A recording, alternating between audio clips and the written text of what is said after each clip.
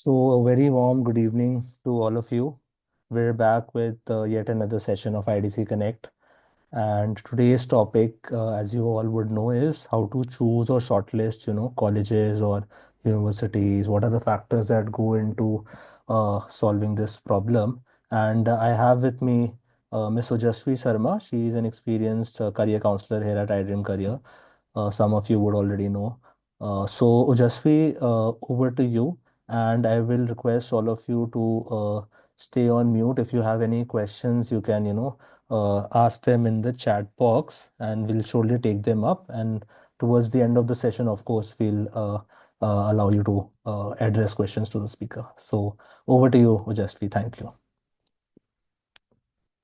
Thank you so much, Samarth. Um, Hi everyone. A very good evening to all of you and a very, very warm welcome. Thank you so much for joining us on a Saturday evening. I understand some of you might have plans and still you've made time for us. We're really glad. Thank you so much for that. As Samartha has introduced, that I'm Ojasvi. I'm a career counselor with iDreamCareer. I have been a career counselor for over 3 years now, and I have been associated with the field of education for about 5 years. Um, Throughout this journey, what I have realized is that once we help a student navigate their journey towards, courses, what or which subjects or which areas to get into, which fields to look into, the college selection part is where they get stuck in the end. Like, in CUET also they're filling out a lot of colleges, they're filling out almost all the courses that are open to them. We are even suggesting that for them. We are suggesting them that fill as many courses, choose as many colleges, keep as many options as open. But once they do that, and once they get admission in more than one college, then what are the factors? What are the things that we should keep in mind, helping them move forward, right? So for that, we are having this discussion, and I'm really glad to see all of you here. I am seeing that. I don't know, for the ones whose cameras are, who I can see on my screen right now.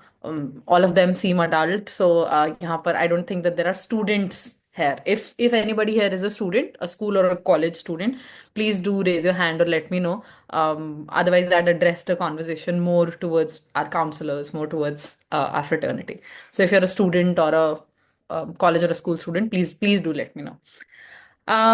So I'm guessing all the adults here, they're all either teachers, counselors, or in the field of education, or working some way or the other closely related to the students. So you're here to know more about how you can guide your children, how you can guide your students to select colleges or universities. Before we jump into the whole discussion, before we jump into this thing, I would like to know from all of you, what are the things currently that you're keeping in mind? What are the things currently that you're, considering when you are thinking about or shortlisting colleges or universities with your students? What are these factors that you're keeping in check? So let's list down a few factors that you think you're considering right now. And yes, I know Samarth said that please keep your selves on mute. Of course, when Yes, so there's conversation, yeah, please. just give me a moment. I think I'll have to enable Okay, okay. unmute. Yes, please. I would request that it would be great if we can keep this a two-way street, if we can keep this more conversation, because I see a lot of you here are much more experienced than I am. You might be working with students for much longer than I am. You might have great anecdotes and stories and problems and issues and things that you'd like to share. And I would really appreciate if we all can learn from this space. Even if you're a student, please do share. Location, brand, syllabus. Okay, Miss Monica has said location, brand, and syllabus. These are the things that you're keeping in mind. Students' preferred place of education. So, location, where the college, university is situated. Yes, of course, location is important. What do you mean by brand, though, Miss Monica? You mentioned brand. Uh, by brand, do you mean how big the name of the college is? Yeah. Okay, okay. All right, fine. So we'll come back to this question, but since you have already mentioned the word brand here, I have a question for you. Um, if a student is getting their preferred course in, let's say, not such a big brand name college, but they're getting, so I'll give you a comparison. Let's say the student is getting BA Economic Honors in a private university, and student is getting a BA program course in Delhi University. What are you suggesting in this case? I'm sorry, you're on mute, Yeah. Monica. No. Hi, Ojsvi. First of all, I'm a learner. I No, that's fine. That's fine. haven't That's I fine. haven't I like this question because there is no right answer to this question, and we need yeah. perspective from each other. So that's why I asked. So of course I would prefer a DU university. That would be my Okay. answer. Okay. Okay. Fine. All right. Okay. Placement, good infrastructure, fees, faculty, accreditation. Yes. Yes. Courses offered. Government or private college. Yes. Okay. Yes. So all the important points, all the important factors that a student should be considering or keeping in mind when they're shortlisting their college. You have mentioned them. Seat availability, ECA, facilities, placements, accreditations. Yes. Yes. Okay. So yes, all of these factors are very important, and we'll be further discussing about these factors only, that what are these factors and what are the subcategories of these factors, or what are the areas, or what are the other points that we should be keeping in mind when we are saying that these should be considered or these should be kept in mind.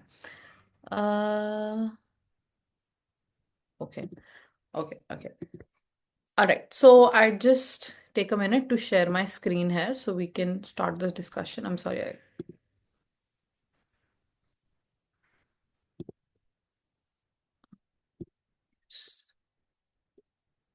All right. I hope my screen is visible to everyone. Yes. Samarth, is my Yes, screen visible? yes, Yes. Yashasvi. Okay. Okay. All right. So, like all of you have already mentioned, course, curriculum, these are the somebody said syllabus as well. Course and syllabus are very important things that need to be considered. Now, understand when we say courses, first of all, let's talk about that.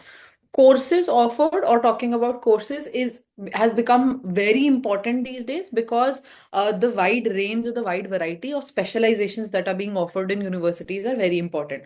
Like I just asked Monica that if a student is being offered, let's say, again, I'm using a university name, you can put anything here. Let's say a student is getting economic honors in Ashoka, or the student is getting BA program in Delhi University, what would you pick? Now, depends if there are certain goals that the student is trying to get towards. Like, for example, the student wants to get into fields of economics, become an economist, become a businessman, or get into MNCs, work in private sector, etc. An economic honors course, a specialized course, a course which offers a specialization, a more detailed, advanced curriculum of that particular subject would be much more, according to me, would be much more important here. Or let's say, on the other hand, the student is planning to prepare for government exams, UPSC, civil services, etc. Then even with a BA program course from a Delhi university can be a good option, because then the flexibility on the curriculum, the timetable, will allow them to have time to prepare for other things as well. So where the student is trying to reach, what goals the student has in mind, also determine what kind of courses they will be opting for, right? Specialization of programs has become very important these days. Like all of you might know or might have seen. Again, I am addressing the audience because I feel, or I'm seeing, that there are mostly adults in the audience. If you are a student, please do let me know. Now, so most of the times you would be seeing that universities like IITs or other government institutions or other government colleges are offering courses like, let's say, they have BTech in computer sciences, mechanical, etc. But new universities or new age universities are coming up with further specializations as well. Like there are universities like even IP University, the Guru Gobind Singh Indraprasth University, also offers BTech computer sciences with a further specialization in artificial intelligence and machine learning. They call it AIML, right? Similarly, IISc or BITS offers specialization in BTech in MNC, which is a very rare specialization, but is considered to be very top notch. It's mathematics and computation basically.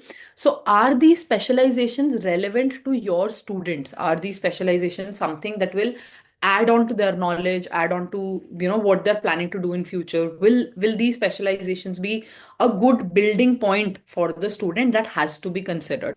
um, you said brand value, you said the college name is important, and I 100% agree with you on that, because at the time of placements, companies do keep in mind that which college the student is coming from also sets the tone for the interview and all. But it should not be the only factor now, because other universities, colleges, new age universities are providing curriculums and courses at par with the ones very established or very traditional ones, right? And on the other hand, somebody said government versus private wala bhi. We'll get into that discussion later, because there are some traditional settings or traditional ways in which government universities are operating or working. And it is concerning, because if they don't change their ways in the future, we might be in trouble, right? Because we, at the end of the day, we want to have students, when they're going into the society, be well read or be very well versed with the practical knowledge as well, which I don't know if you have seen this in the news or not, but MNCs and companies have been saying that for a long time, that they're not offering higher placement packages or not offering that many placements to students, because they feel that there's a huge gap between what they're getting taught in colleges and versus what they actually know in the practical field. So for that purpose as well, it is becoming very important that our curriculums and courses be more updated, and students are picking up specializations or courses which are more, comfortable for them or more in tune with what they want to do in future. Specialization of the course, of course, is one point. Then type of course has become very important again. Type of course and course duration are two very important points, especially since the new education policy. Now you would see that a lot of universities are offering a 4-year degree, and a lot of universities are offering a 3-year degree program as well. What do you pick? How do you pick that? A student who's interested in research or further going into fields or areas of research, a 4-year degree can be a good degree. A 4-year, because as soon as become a 4-year degree, the fourth year becomes the research year. Also, there are certain courses, like for example, again, I'm inserting certain examples here. It will add on to what you already know as well. Like for psychology, if you want to do a master's from RCI is the Rehabilitation Council of India, which is the governing body which makes sure that you have the licensing to practice as a therapist or as a practitioner, etc. If you want to do the masters, which is RCI recognized, through which get the certification to practice as a therapist, if you want to do that masters, then you have to have a 4-year undergraduate degree in psychology. 4-year degree, right? So they don't consider a 3-year degree to do that master's program. If you have done a 3-year degree, then they'll ask you to do a bridge course of 1 year. So anyway, you're doing 4 years of education before getting into that master's. So it depends what kind of further goals or master's programs the student is looking forward to, and if those programs require certain duration of the course as well. Like a student is planning to go abroad, US, Canada, these countries and universities in these countries consider a 4-year degree, not a 3-year degree. So after a 4-year degree here, you can apply for masters abroad in US, Canada, etc. UK, although does still, because UK, India is much closer in education system, they do still recognize a 3-year degree. But we are more and more leaning towards a 4-year degree program. So we are expecting that in another 3-4 years we will completely be shifted to a 4-year degree program, and 3-year degrees might be obsolete. But for the time being, we are seeing both in private as well as government colleges. We are seeing options for both. Simple reason for that is infrastructure. Jab tak we won't be able to build on infrastructure, we won't be able to have 4-year degree courses. So jitna bhi time abhi infrastructure build hone mein lagega, utna time I think we'll need to at least completely go to a 4-year degree program. But until then, you will have to guide your students, you'll have to guide your kids how to pick a 3 versus a 4-year degree program. Now, some students have this, because of the financial constraint, because of the need of the household, etc. They have this requirement that they want to complete their education as quickly as possible, finish their education so that they can get into the work field, they can start earning, they can start doing something else. In those cases, a 3-year degree makes sense. Not just that, if you think a professional course, a diploma, a certification, some other sort of course makes sense for these students, you should look into that and recommend that as well. We can look into those too. So the type of course and the duration of course becomes very important, and you need to look into the university if the kind of courses they're offering are relevant or not. Apart from that, UGC recognition for each and every course is very important. A lot of university offer certain courses which are not UGC recognized. Like most of the times you will see this in their online degree programs. a lot of private universities with their distance learning or online degree programs, they do not have UGC recognition. So you have to check that before recommending that to a student that do an online degree, but is the degree valid by recognized or valid by UGC or not is something to be in question. So courses offered becomes very important. You all have already mentioned that this is something that you consider, but what are the factors under courses offered that you are keeping in mind or keeping in check when you're suggesting that is also something that you need to keep in mind. Then, of course, curriculum comparison, like I mentioned, specializations, what is one university teaching? Sorry, one college or one university, what are they teaching versus what is the other university teaching? As in, is their approach more theoretical, more practical? Are they still using the traditional means and methods of teaching, or have they moved on to more practical, more hands-on experiences and all of those things? Is there research innovation involved? All of these things comes under curriculum comparison. So that way is also, if you have two or three colleges or universities which are trying to shortlist out of with your student, that way is also you can build that for yourself, right? So courses offered and curriculum comparison becomes our primary and most important factors when we are trying to shortlist a college or university. I'm sorry. Right. After that, navigating the admission process. Again, all of you mentioned, a lot of you mentioned multiple points, but nobody mentioned the admission process and what is required to get to the university. A lot of times when students in 11th grade or 12th grade who have not even yet given their CUET or JEE exams come to me and ask me which one of the IITs or which specialization is best or which college in DU is best. And I like to tell them that with these exams, with these kind of things, with these kind of colleges that you're trying to get into, you don't necessarily choose the college chooses you. A lot of things depends on your admission process. Your scores, your eligibility criteria, where you're falling in the cutoff, all of that are important factors for deciding factors for where you will land up, right? So admission process is very important. We know our students, we know what their strengths and what their weaknesses are, and we know what the admission processes difficulty level is going to be. Like for example, JEE is a difficult exam, but if the student is very much decided on BTech, but you see that might not have you know to qualify JEE, then recommending alternate exams, recommending maybe some other private university admission exams, other areas or other criterias, like maybe polytechnique or something else that you think would be more suitable for them. So entrance exams, how well the student is preparing for the entrance exams. Do you think the student will be able to qualify this? Even then, there have to be some backups, and the backups, the difficulty level of backups have to vary. All backups cannot be the highest difficulty backups for the student, right? Um, of course, the course eligibility. Does the student even have these subjects or courses that are required to get admission in this particular course or in this particular university becomes important. Academic merit, like I said, certain colleges, you don't pick the college picks you, depends where you're standing, when your merit comes in, when your scores come in, depends on all of that. Your extracurricular achievements, a lot of universities consider that as well. Like if you look at liberal education and application process for liberal education, again, I'm saying, your student, what their strengths and what their weaknesses are. You can see that the student has a lot of extracurricular strength. The student is doing a lot of MUNs, debates, discussions, sports, etc., whatever the student is doing.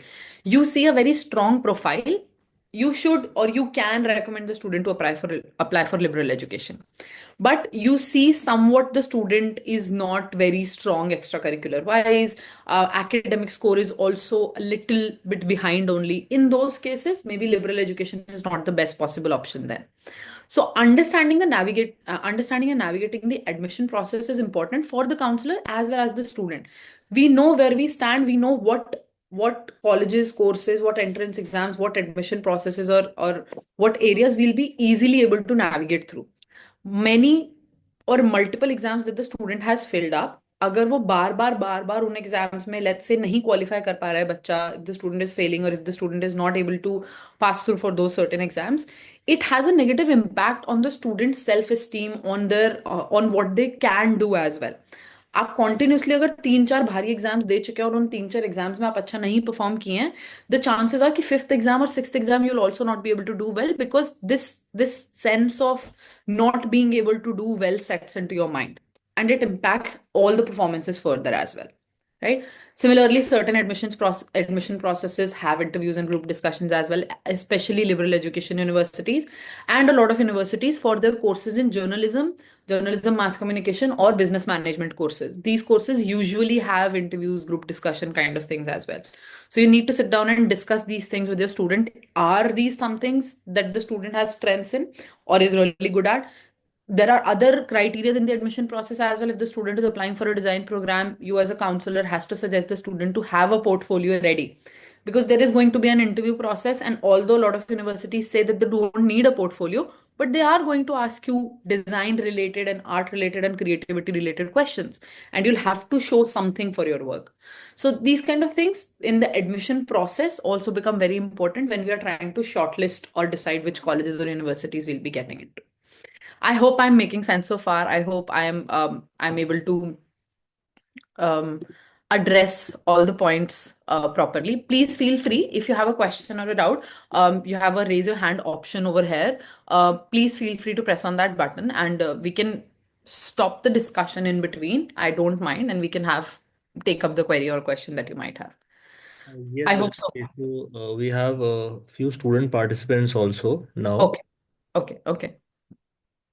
All right. Hello, everyone. Welcome, everybody who has just joined. Thank you so much for joining. And as you know, today we are discussing about colleges and universities and how to shortlist these universities and colleges.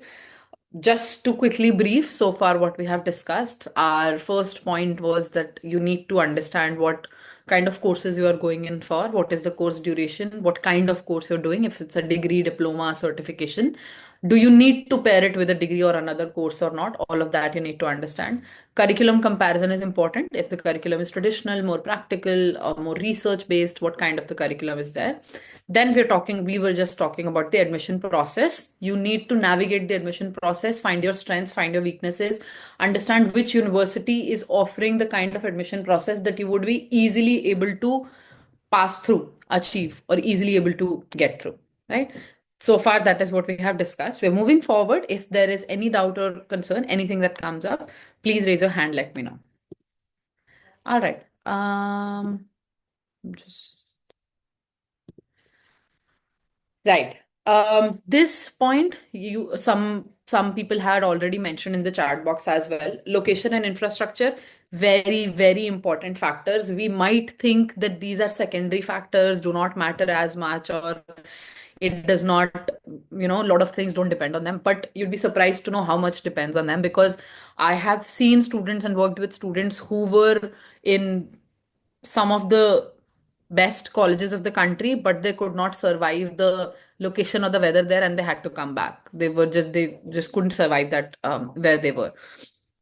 Um, if you are somebody as a student, if you are someone who does not withstand a lot of cold, then a lot of places like maybe somewhere in Himachal, Uttarakhand, or if you're planning to go to maybe Canada or something like that, might not be the locations for you.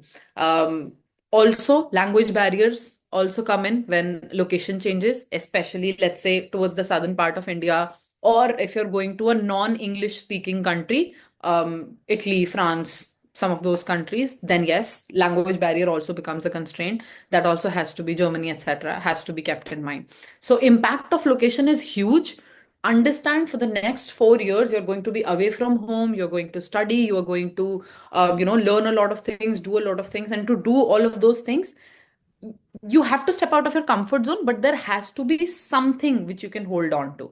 If the infrastructure is not up to your standards or what you feel would be good for you, if you think it is too hot or too humid as an environment for you, and there are no ACs or coolers there which you are used to at home, then it might be a problem. If you think that where you're going it is too cold and there is no facility of heaters or warm blankets, etc., in your hostel room, etc., and all, then yes, then infrastructure for you is lagging in that case, and then you'll have to consider other options. Location and infrastructure, I always tell this to students, very important factors. Not just that, how are you going to reach to the college is also an important factor. Let's say you are in Delhi, you're studying in you live in Delhi, you live in central Delhi and you get your college in Faridabad or Noida or Greater Noida or something like that. Your college is far, far away. Are there commutes available, and how much time are you spending on getting from one place to another? Time, expenses, money as well. How much are you spending from getting from this place to another? Is it more viable for you to maybe shift to the hostel, to the college hostel? If the hostel seems fine, college seems fine, to maybe stay there and study from there. Our commute is becoming too much for you, right? Then if you are already staying at the hostel, then you need to understand and need to figure out aspas what kind of access to necessities you have. Necessities, if you think certain entertainment sources are a necessity, then yes, that basic आपके lifestyle को maintain करने के लिए आपको जिन चीजों की जरूरत होती है अपने आसपास नहीं है, hospitals, libraries, or anything else that you feel is a necessity for you. If those things are available in and around your college campus or not, is also important when we are considering location and infrastructure. Um, then extracurricular facilities, this is something that again students as well as counselors feel that this is secondary. For some students it might be secondary, for some students it is a very, very primary factor that has to be considered first before anything else.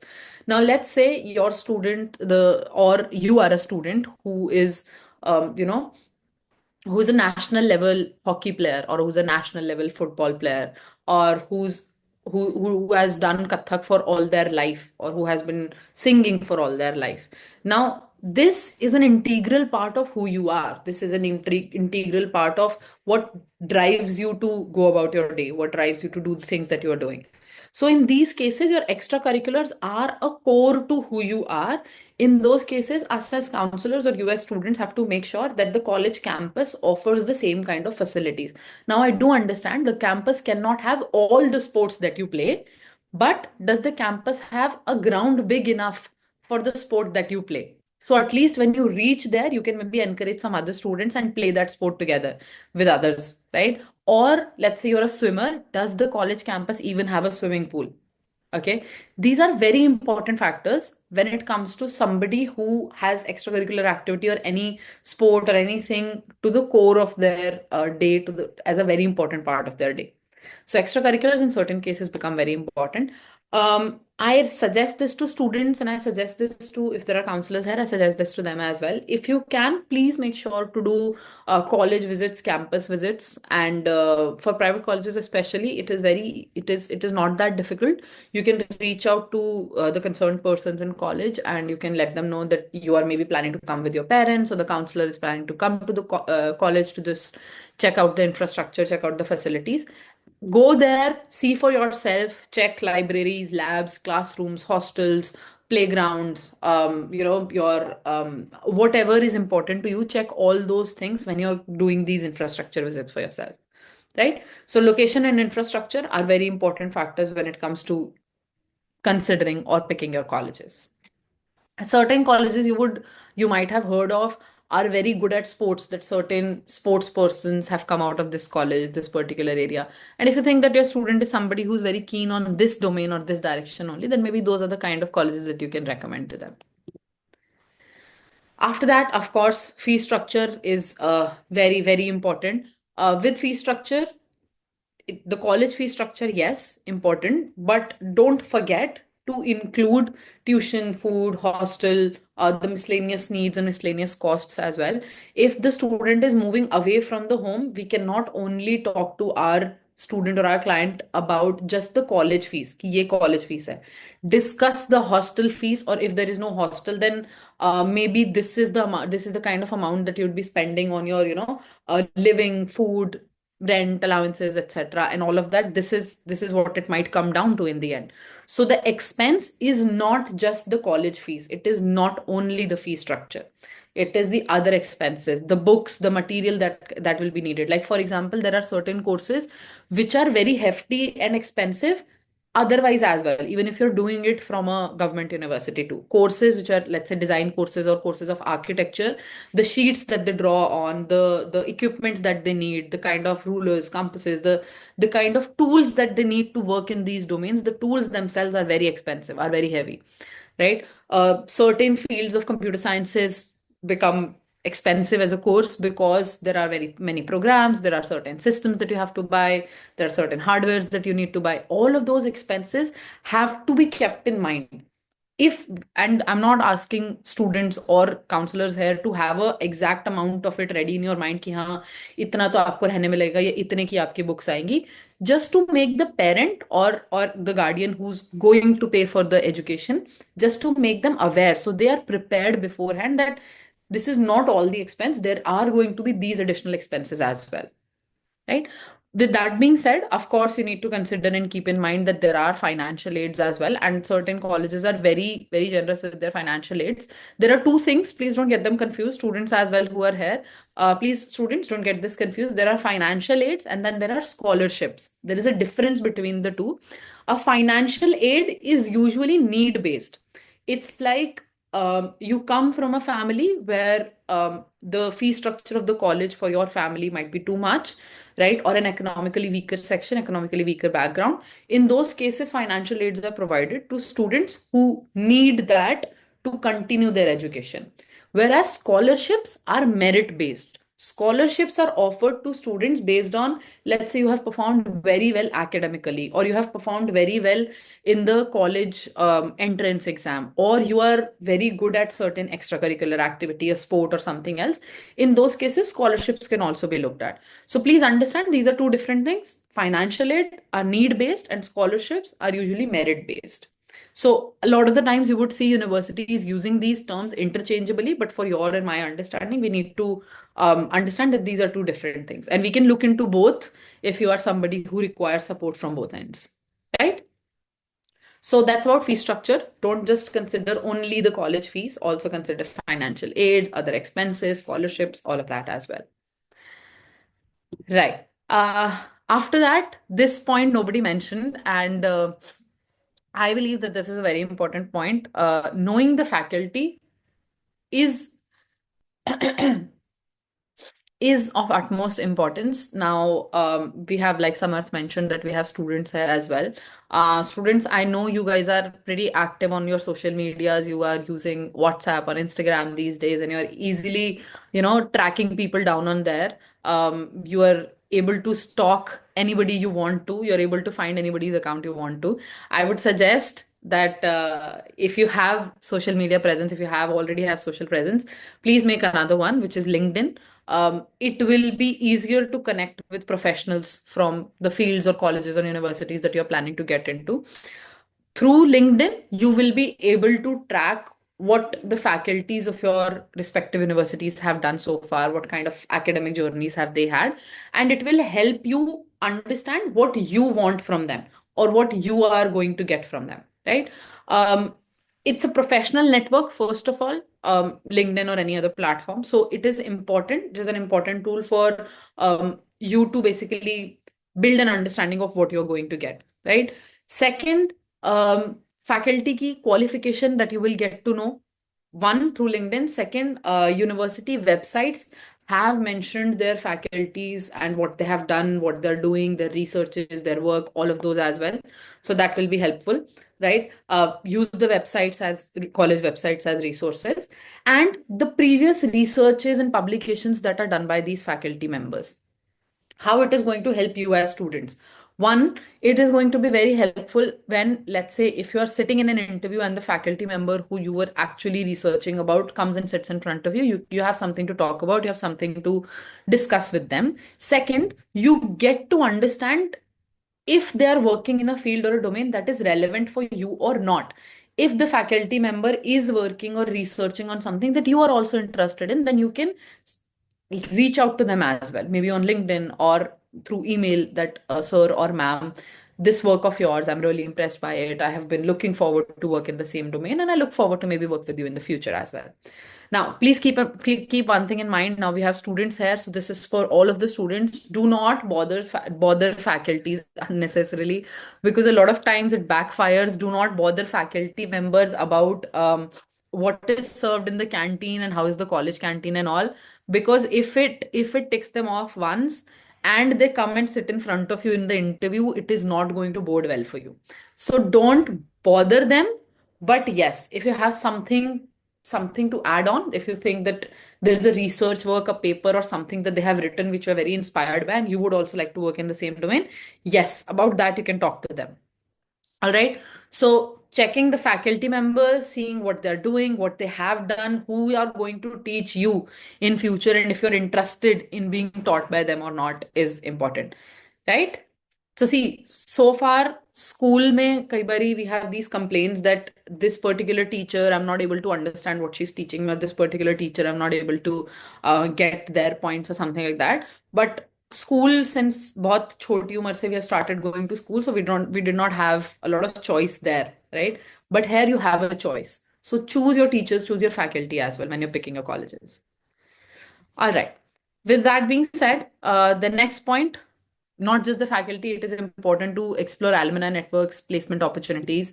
Now, for alumni networks, again, your LinkedIn will come in handy. A lot of college or university websites do have their alumni network or alumni connect pages as well. Sometimes you can directly connect to alumni through that. If not, then on LinkedIn, you can just simply type the college or the university name, and the students or people who are associated with that university will come down on your list. And through that, also you can connect with your alumni. Now, alumni are the best people to give you a clear picture of what you're getting yourselves into. Okay, you have done the campus visit. When you're doing the campus visit, is there's a possibility that the people who are showing you the campus are showing only the best parts of the campus, right? You've gone to the website, of course, they're showing you the best parts of the college on the website. The alumni are the original people who have been there, done that wale, and then they'll be able to give you a clear picture of what exactly the college life is like, what exactly the campus life is, how is the faculty, how do they teach, is it something that was helpful for them or not, all of that. One, it will be helpful in that way. Second, you'll be able to understand where have the people from this college gone to after this college, right? So what were the placements like? See, say you've searched for a college, you've found a few people who have studied from that college. You go and search on their websites or their LinkedIn profiles as into what have they done so far in life. So okay, they have established themselves because they had a basing, or had a good opportunity through the college, right? So that is important. Alumni Connect can help you get a very clear picture of it, right? So alumni and faculty, this is something that was not mentioned in the chat box earlier. So these two things I'd like to add to the factors that you should consider when you're shortlisting your colleges. Placement, somebody had mentioned, and yes, very important. Now, please understand, when you are checking college or university placements, check for the placement of the course that you are applying for. A lot of times universities announce openly about overall placements. Go to specific department and check their placements. Like for example, a university is saying that they have had 90% placements. Were these 90% placements of BTech students, or did the psychology students or the humanities students, social science, social work students also got 90% placements? Right? So if you are applying for, let's say, the social work course, is it important? Is it relevant for you that the 90% BTech students got 90% placement? Not really. What's relevant to you is how much placement did the social workers or sociology or psychology students got. Right? So department based placements is important. So when you're checking the recruitment history, please make sure you're checking it department wise. Then industry partnerships. Universities usually have industry partnerships openly mentioned on their pages, on their websites. You can check from that as well. Industry partnerships are important because this will determine or decide what kind of internships you're going to get, right? So the internships that you'll get these industries or these companies that are already associated or partnered with the university, it will be easier to get into these industries for an internship, and from internship to maybe a job further, and then it can lead to other things as well. So industry partnerships, recruitment history, dependent on the departments, as well as connecting with the alumni. These are also very important factors when it comes to deciding or shortlisting, or factors that you need to consider when you're finalizing your colleges. I'll take just a minute's pause here to just understand if there are any questions, doubts, or concerns. Or you can let me know if I'm going too fast as well. Okay. All right. I would actually encourage and appreciate if there are questions. If there are no questions, that is fine.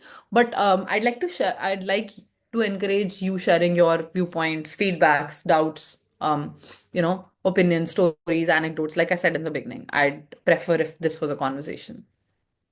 Okay, fine. All right. After that, I think somebody earlier mentioned the brand of the college. Now, how is that brand established? Over the years, there has been good ranking continuously for that college for many years. That is why the college has established as a brand, right? Now, the new colleges that are coming up, how would you understand if they are going to build a better brand or not? College ranking becomes important. All right. Use these ranking. NIRF rankings can be used. NAC rankings can be used. These are the two ranking, especially for India. QS ranking for international. For India, NAC and NIRF are good ranking systems that you can consider when it comes to understanding which universities or colleges you can pick. Of course, college ranking has an impact when you are going for your placements, when you're going for applications abroad in your masters. In all those cases, it will come in handy, right? It will set a benchmark. It will help you to make a better decision in these cases. How could knowledge partners impact on the decision regarding knowledge partners? As in, I'm sorry, I didn't understand that. Gunjan, what do you mean by knowledge partners? Mm, Good evening, ma'am. yeah, hi. Ma'am, various private universities, if we check out the websites, then they are Yep. our knowledge partners. Like maybe a collaborators, maybe a maybe an MNC, maybe somebody. So Hmm. how could that impact the child decision for college choice? It can be a see, I'll give you an example. Like Bennett University in Noida, the Bennett Group is where Times of India comes under Bennett Group, right? So the same group has a media house as well. So Yes, ma'am. Bennett becomes a good option when it comes to students who are applying for journalism, mass communications, and all of that. So if you think the company or the industry that they're associated with is the same industry that you also want to land in future, then it becomes a good option. Yes, for sure. Like specifically, if I ask for those courses like photography, filmmaking, digital marketing, Hmm. all these careers, if we should consider knowledge partners once. Yes, definitely, definitely. If there is industry partnership, if there are companies or MNCs as partners, again, I'm saying what company is the partner, right? A media house is a partner in a university which teaches journalism and mass communication, makes sense, right? An MNC is a partner to a university which teaches business management, makes sense to do business management from there. You're understanding what is the company that is associated for the course that you're going for. That Yes, also ma'am. has Yes, to ma'am. be right. Got Yeah. it. Thank you so much. Sure. One of my students chose Symbiosis for BCom in Bangalore, complained no placement, brand is there, but no placement. Shweta, yes, that can happen. That is a very real possibility. No university guarantees placement anywhere. They nowhere sign anything that we are guaranteeing placement. There are multiple factors um, that are considered when it comes to placement. Again, I'm saying that you need to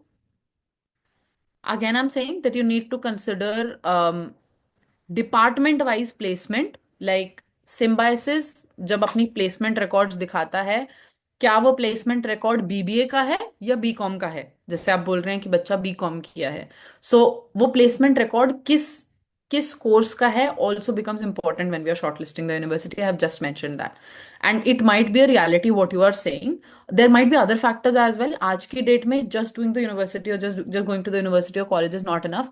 The student should have additional internships, additional certifications, other things that they're doing beyond the curriculum as well. That helps them get the placement too. Because again, the market is getting more and more difficult, more and more competitive. I just started the conversation by saying that the companies in India especially are complaining that the student is not ready for the industry because there is a huge gap between their theory and their practical, what they're learning in college versus what they have to do in reality in practical. So can be a reality. The student has to upskill themselves during the university and check department wise placements. Hope that answers your question. Although I did not see any question, I've just it was your comment. I have just added on to that comment. Yeah. Okay. All right, moving on.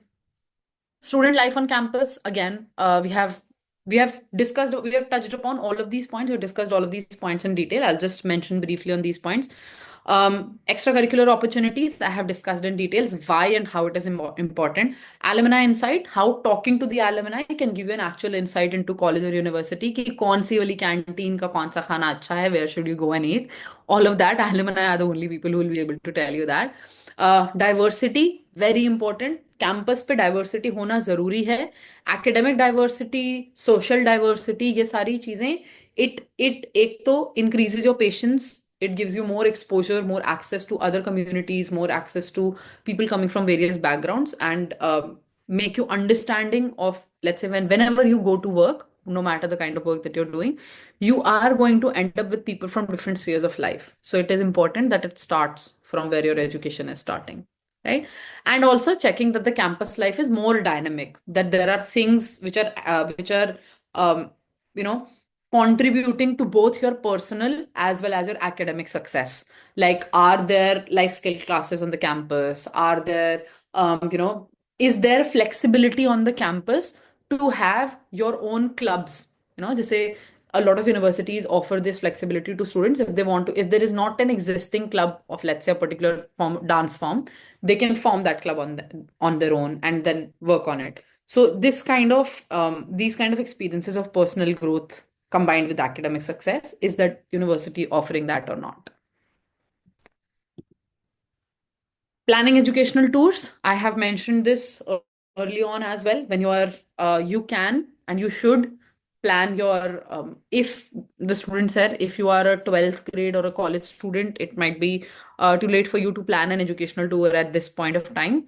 But if you are somebody who's in 10th and 11th, please, for the next summers, I mean, this summer break, May, June, plan educational tours. Whatever universities you have shortlisted, whatever lists you have in mind, contact them, reach out to the university, and go with your parents.